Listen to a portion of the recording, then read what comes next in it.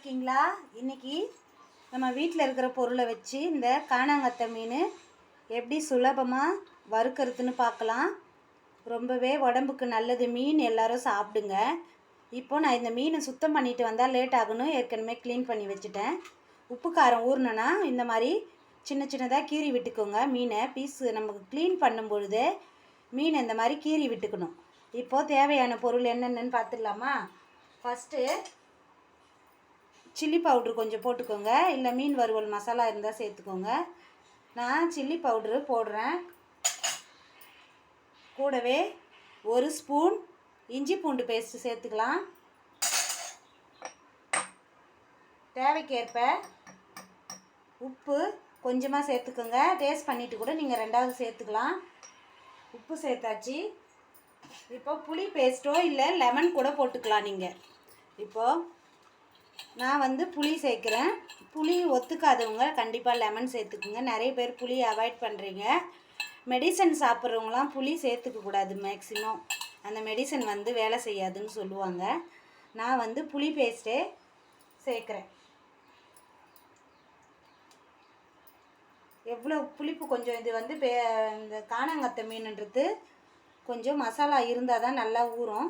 அதனால் புளிப்பு, உப்பு, காரம் நல்லா இருக்கணும். கொஞ்சம்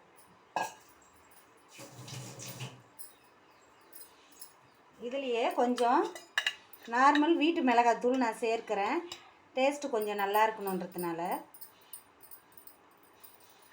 நம்ம எண்ணெயில் போட்டு எடுக்கிறதுனா கடலை மாவுலாம் சேர்ப்போம். இதுக்கு அதெல்லாம் எதுவுமே தேவையில்லை. நான் தான் சொல்லிட்டேன் இல்லையா, எளிமையான முறையில் மீன் மசாலா செஞ்சிடலாம். ஃபஸ்ட்லேயே நான் மீன் மேலேயே எல்லாத்தையும் போட்டுட்டேன் பாருங்கள். நம்ம ஈக்குவலாக கலந்து விட்டுற போகிறோம். எல்லாத்தையும் ஒன்றை போல் நல்லா கலந்து விட்டுருங்க. இல்லை ஒரு பாத்திரத்தில் மசாலா எல்லாத்தையும் போட்டுட்டு மிக்ஸ் பண்ணிவிட்டு அதுக்கப்புறம் கூட நீங்கள் மீனில் அப்ளை பண்ணலாம். வீடியோக்காக இன்றைக்கி நான் இந்த மாதிரி மீன் மேலேயே காமிச்சதுனால மீன் மேலேயே போட்டுட்டேன். ஆனால் எப்பொழுதுமே தனி பாத்திரத்தில் உப்பு, காரம் எல்லாத்தையும் ஒன்றா போட்டு மிக்ஸ் பண்ணிவிட்டு அது பிறகு தான் நம்ம மீன் போட்டு புரட்டி எடுக்கணும். மஞ்சத்தூளும் ஒரு சிட்டிகை போட்டுக்கோங்க. நான் போட்டுட்டேன். க்ளீன் பண்ணும்பொழுது ஒரு டைம் போட்டு க்ளீன் பண்ணிக்கோங்க. அதே மாதிரி இந்த மிக்சிங் போடும்பொழுதும் நம்ம இப்போ மசாலா தடவியாச்சு, ரெடி பண்ணி மிக்ஸ் பண்ணி வச்சுட்டு ஒரு 1 ஹவராவது ஊற வைங்க. அட்லீஸ்ட் ஒரு 20 மினிட்ஸ், ½ அன் ஹவராவது. இது பெரிய மீன்ன்றதுனால இந்த காணாங்கத்தை கொஞ்சம் ஹார்ட்னஸாக இருக்கும். அதனால் உப்பு காரம் நல்லா ஊறணும். அதுக்காக தான் ஒரு 1 ஹவர் ஊற வைங்கன்னு சொல்கிறேன். சின்ன மீனாக இருந்தால், துண்டு போட்டு இருந்த மீனாக இருந்தால் கூட சட்டுன்னு ஊறிடும். இது காணாங்கத்தை கொஞ்சம் ஹார்ட்னஸாக இருக்கும், ஆனால் ரொம்பவே ஹெல்த்துக்கு நல்லது தான். இப்போது மசாலா ரெடி ஆகி போட்டாச்சு. கரெக்டாக ஒரு 1 ஹவர் கழித்து நான் வறுக்க போகிறேன்.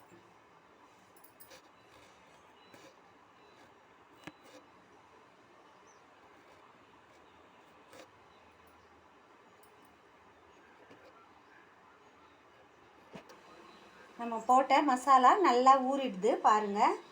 இப்போது ஒரு பேனு, ஏதோ நம்ம வீட்டில் இருக்கிற தோசைக்கல்லோ பேனோ வச்சுட்டு இதை நல்லா வறுத்து எடுத்துக்கலாம். இப்போ பேன் நல்லா சூடு ஏறிடுது பாருங்கள். ஆயில் போட்டுக்கலாம். வறுக்கிறதுக்கு தேவையான ஆயில்.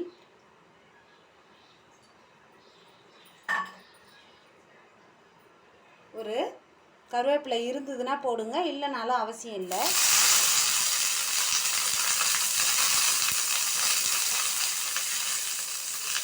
இப்போ இது மேலே இந்த ஊற வச்ச மீனை போட்டுருங்க.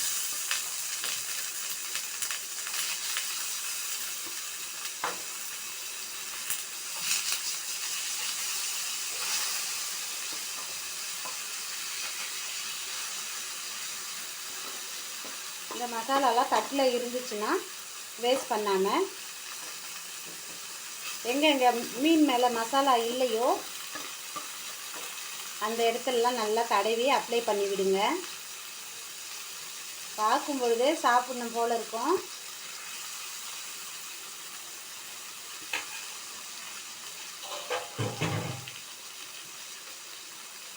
இன்னமும் மேலே ஆயில் வேணும்னா கொஞ்சமாக விட்டுக்கோங்க.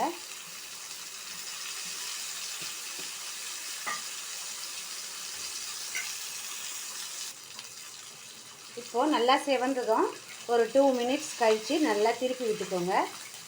ஒவ்வொன்றா திருப்பினீங்கன்னா கொஞ்சம் சேஃப்டி உடையாமல் இருக்கும்.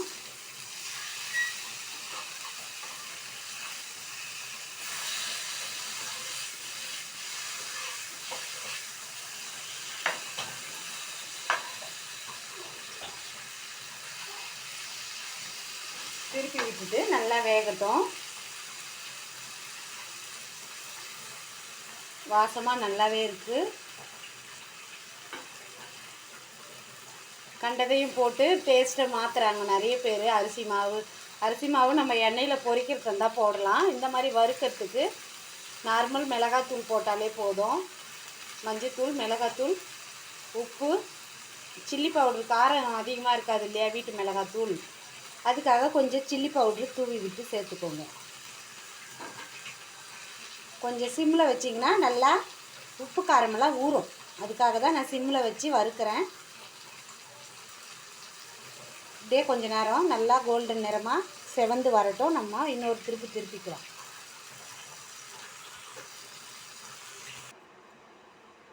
சுவையான கானாங்கத்தை மீன் எளிமையான முறையில் வறுவல் ரெடி ஆகிடுச்சு. இந்த மாதிரி சிம்பிளாக செஞ்சு குழந்தைங்களுக்கு கொடுங்க, நீங்களும் சாப்பிடுங்க. பரிமாறத்துக்கு தயாராகிடுச்சு இந்த கானாங்கத்தை மீன் வறுவல்.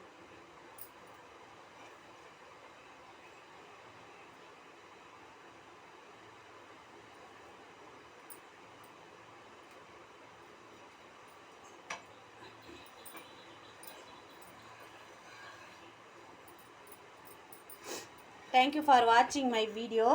என்னோடய சேனல் ஃபஸ்ட் டைம் பார்க்குறீங்கன்னா சப்ஸ்கிரைப் பண்ணிக்கோங்க ஃப்ரெண்ட்ஸ். மீண்டும் என்னோடய வீடியோலாம் நல்லா இருந்ததுன்னா ஒரு லைக் பண்ணுங்கள், சப்போர்ட் பண்ணுங்கள் என்னோடய சேனலுக்கு. பாய்.